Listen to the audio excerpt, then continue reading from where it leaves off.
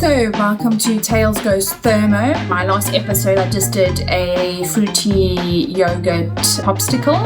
That was pretty quick, first time ever, and now I'm going to do some cooking, some dinner. I've chosen a beef and mushroom hot pot. So yeah, let's begin. Obviously with me, as you might know, I might tweak some of the ingredients if I don't have, or not put it in. It all depends on what I have available. I do some cooking from, as I always say, the heart. So let us begin. We're gonna need some quite a few bit of ingredients. I have some beef, potatoes, garlic. Love garlic. I always feel that it should ooze out of your pores. You should be smelling like garlic. Carrots, got more, but it says 2, but this other one's like a baby one. Celery, mushrooms, love old mushrooms. Good old garlic mushrooms is always the best. You see, yet again, garlic. Some bacon, thyme,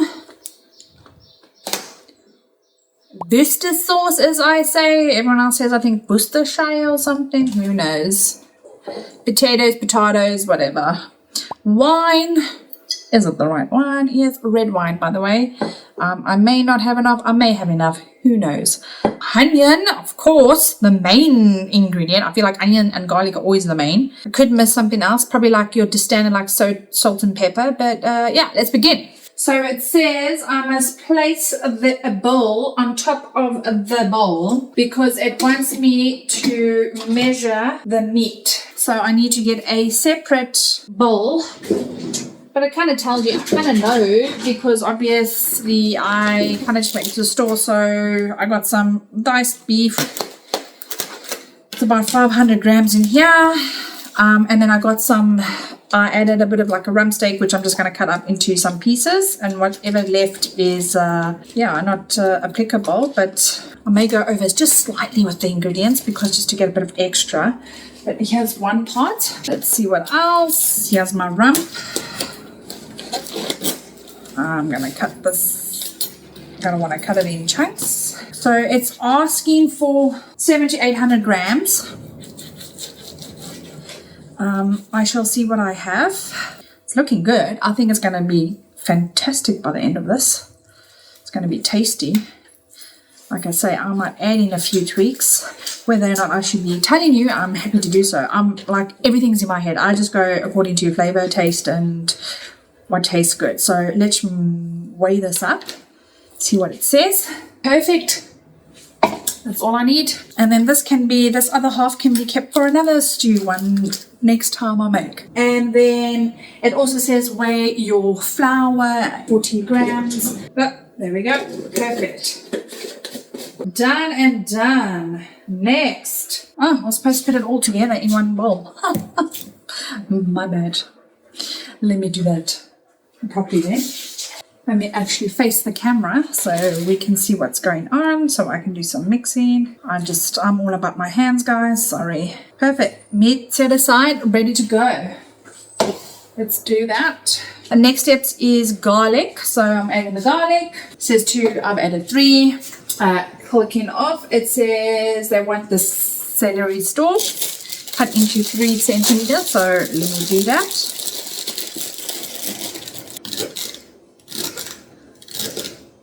As you can see, I'm doing this very roughly. It's not like pedantic because I want to make my life easier. That's what it's all about. Adding that in. Next, it's going to chop it for me. So lid on and start.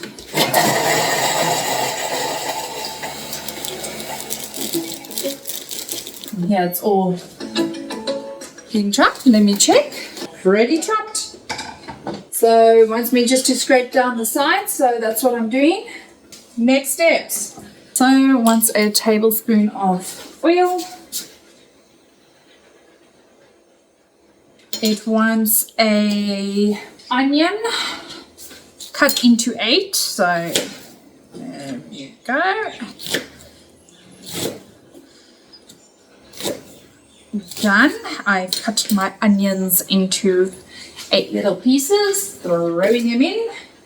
Tick, tick. Next, cut your bacon into 2 centimeter pieces, 100 grams at once. So grab my scissors because I got some bacon to add, quite a bit of bacon. So when I do like pastas, so I don't think we'll need everything. So I'm just gonna go with this much. I am not 100% sure. Well, this is actually, didn't realize it's quite a bit of pieces. So 2 centimeters. Skylar, my pup's hovering. I don't know if you can see her little nose. Of course she's here. It only wants 100 grams, so that's not a lot. I think I'm just gonna cut all of this up. And if it's, as I say, if it's a little bit over, I wouldn't really stress about it, or as long as it tastes good. Let me just measure this. Yeah, it's a little bit more than 100, but it's okay. Next, close it up. Gonna do some cooking for 5 minutes.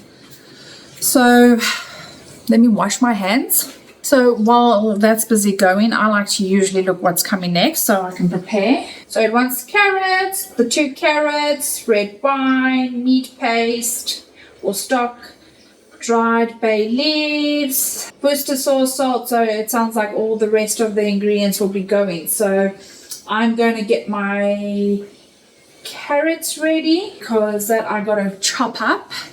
And it also wants some meat paste. I've got like cubes that I'm just going to put in. Oh, there we go. Actually got a paste, beef paste. That's what I'm using. If it wants something, it only wants 1 tablespoon, and this is pretty much equivalent to 1 tablespoon.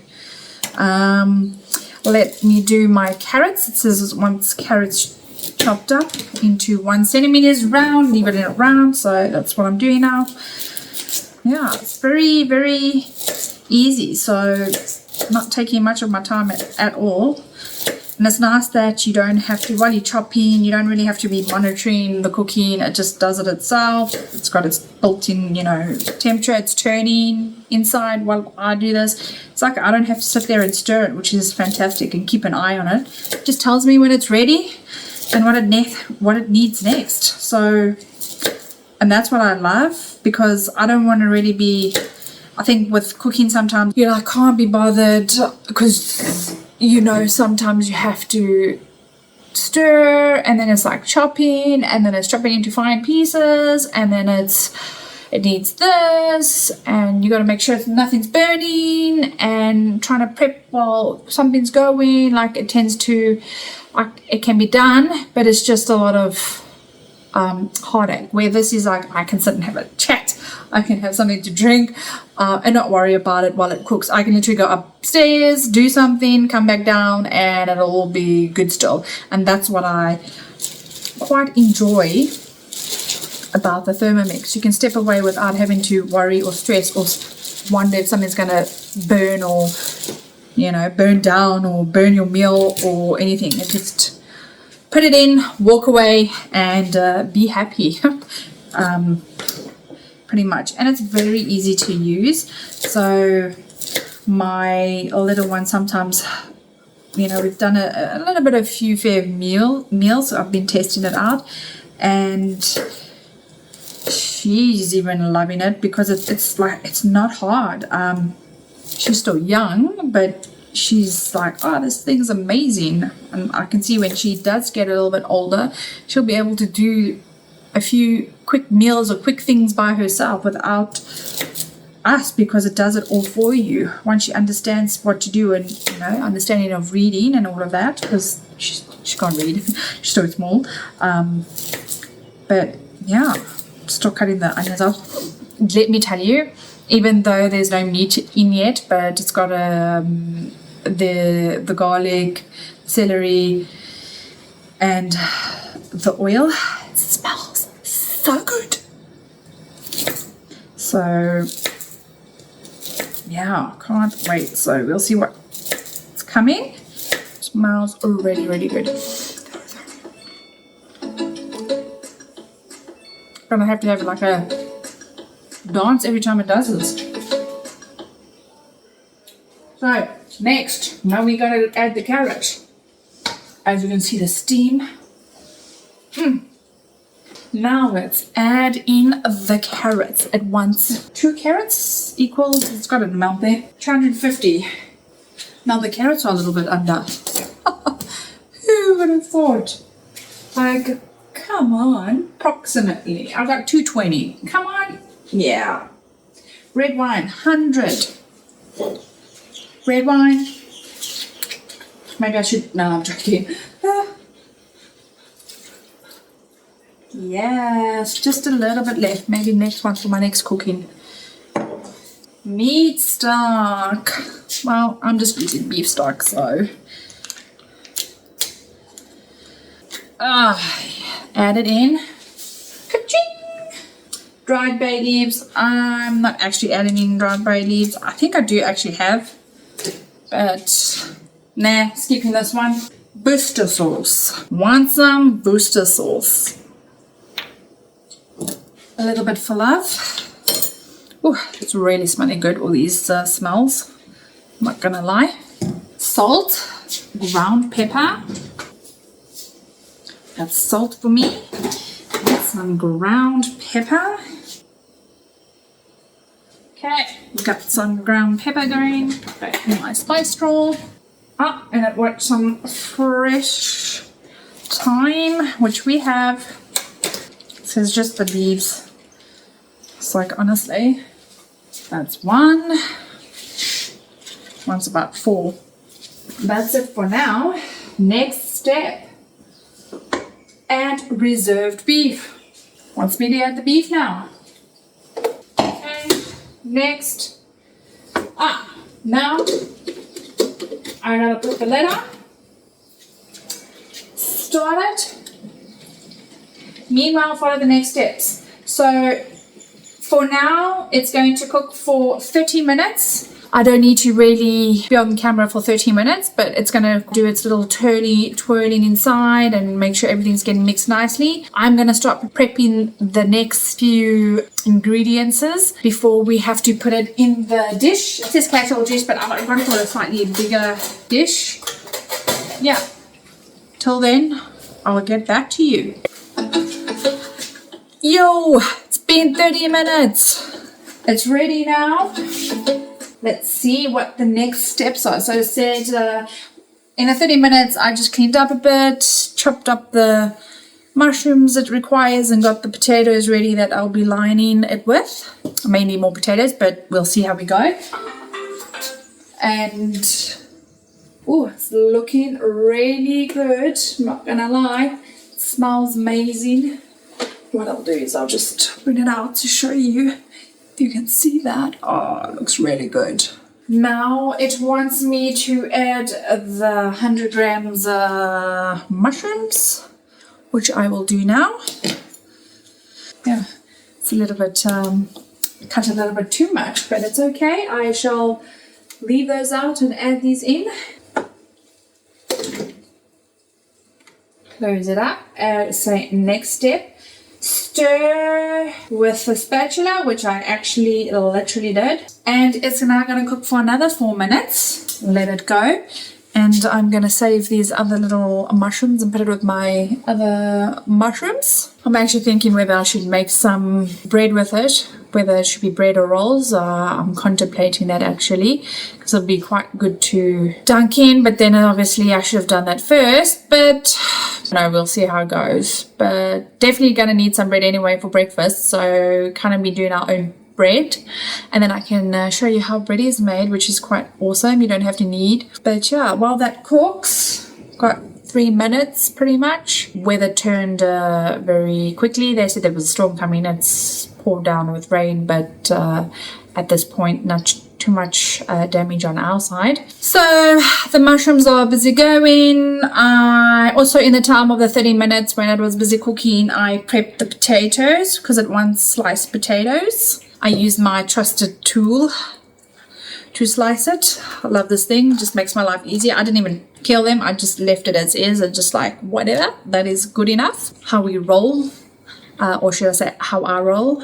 As mentioned earlier, hubby's the opposite of me. He's very to the T and dots and I's. Yeah, so almost done, but overall I would say active kitchen time,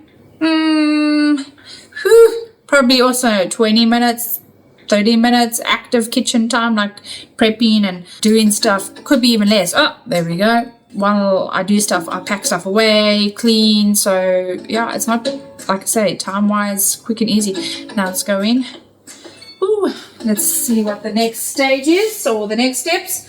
Transfer to your casserole dish. I've actually got a bigger dish. I'm hoping that it's because there's so much, I've pretty much like gone, I think I'm going to need a bigger dish because our other dish is not big enough. So I've kind of like hoping that it's not going to be too big, but let's try it. See, I'm just giving it a bit of a whirl here. Smells super amazing, really good. It's making me hungry actually. So there it is. I don't know if you can see that. Amazing, smells good.